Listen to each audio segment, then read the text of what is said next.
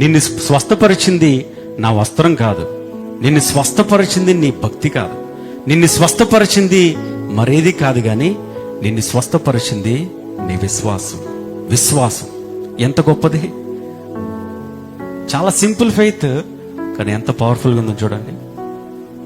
మొదటి సందర్భంలోనేమో యాయీరు చేతులుంచితే చాలు నా కుమార్తె బ్రతికేస్తుంది అనేది ఆయన విశ్వాసం అయితే, జస్ట్ వస్త్రపు చెంగును ముడితే నేను బాగుపడుతాననేది ఈమె విశ్వాసం. ఈ రాత్రి నా విశ్వాసం ఏంటి?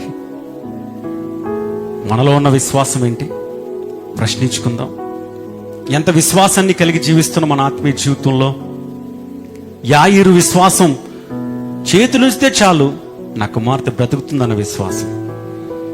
ఈమె విశ్వాసం జస్ట్ వస్త్రపు చెంగును ముడితే చాలు నా జీవితం బాగుపడిపోతుంది. ఫిక్స్. అది స్టేట్మెంట్స్ కానీ డౌట్లు కానీ ఎలాంటి సందేహాలు కానీ లేవు ఈ విశ్వాసంలో. ఒకవేళ ఈ వస్త్రాన్ని ముట్టుకుంటే నా జీవితం బాగుపడుతుందేమో అని కాదు, లేకపోతే నన్ను బాగు చేయమని క్వశ్చన్ కూడా కాదు. No questions, only statement. విశ్వాసం ఎప్పుడు కూడా స్టేట్మెంటే ఉంటుంది. డౌట్లు ఉండవు, క్వశ్చన్స్ ఉండవు, సందేహాలు ఉండవు. అది విశ్వాసం. ఈ రాత్రి మన ఆత్మీయ జీవితంలో మన విశ్వాసం ఎలా ఉంది?